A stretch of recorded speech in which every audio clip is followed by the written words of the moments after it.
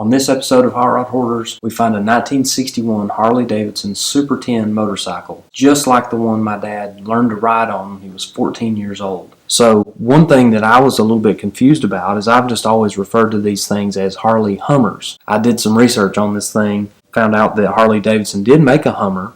That was from 1955 to 1959. So there is an interesting backstory on how they got the name Harley Hummer. It actually started in 1948. These bikes were called a Model 125. They didn't have a real catchy name, but there was one particular dealership that sold a bunch of them. It was owned by a guy named Dean Hummer, and he sold these bikes like crazy.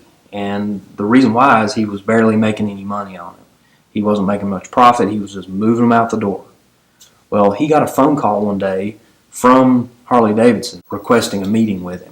He met with him in Milwaukee, struck a deal right there on the spot that the new model of this little motorcycle was going to be called the Harley Hummer, named after him. I mean, how cool is that? In 1960, there was another transition, just some minor changes to the engine, minor changes to the appearance of the bike, but overall they kind of still looked the same. But in 1960, this was no longer called a Hummer, it was called a Super 10. And it had a 165cc engine.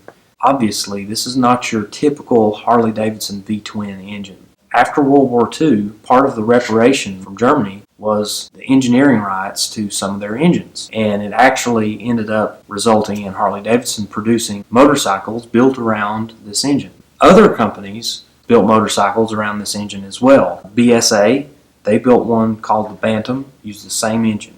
Yamaha built one, it was called the YA1, same engine, and they just built their own motorcycle around it.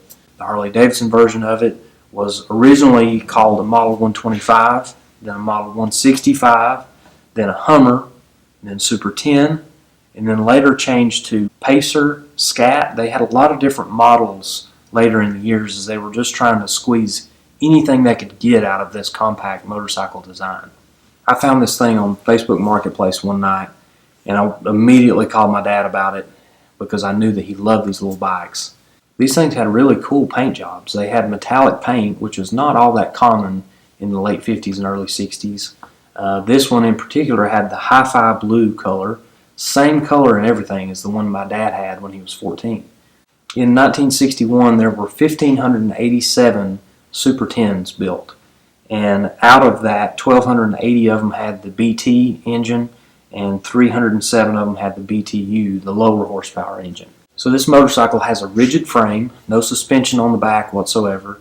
The front does have a hydraulic fork. They call it a Teleglide design. The early ones had 19-inch wheels, so that gave them a really exaggerated look. They eventually downsized to 18 and then down to 16, which is what the Super 10 had.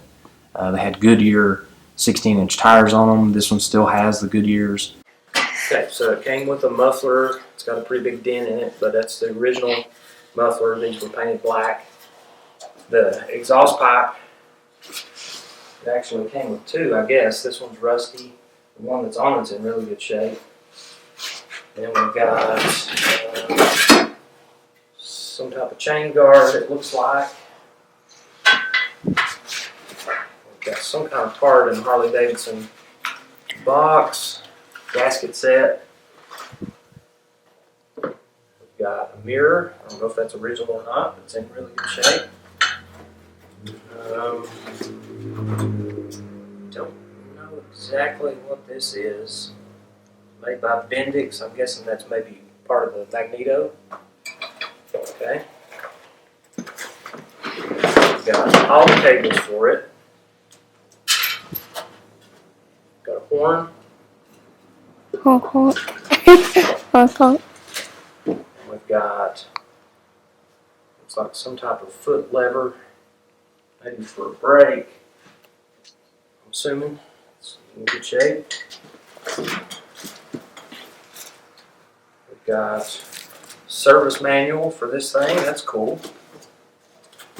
We've got all sorts of literature.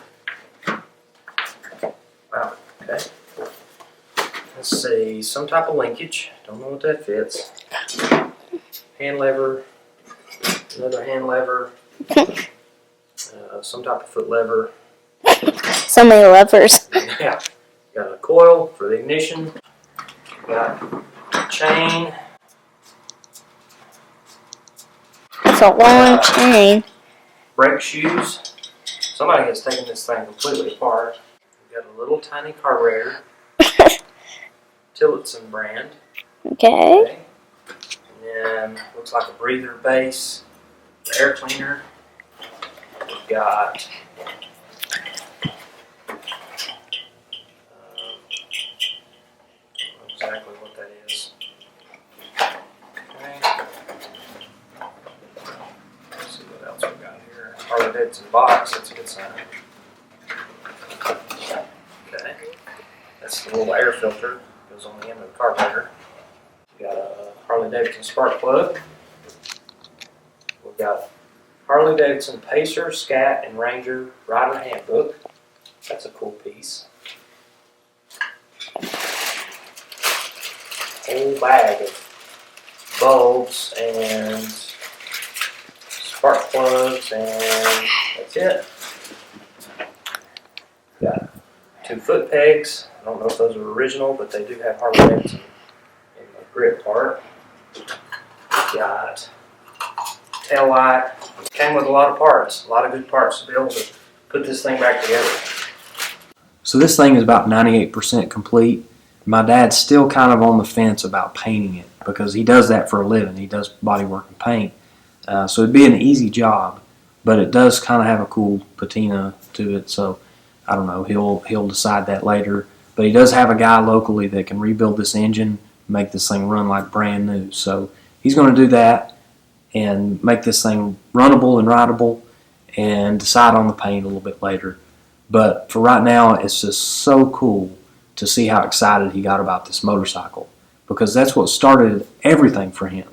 At 14 years old, he had no idea that his whole life would revolve around cars and motorcycles. But he ended up with a 61 Harley Davidson Super 10, and that kicked it off for him.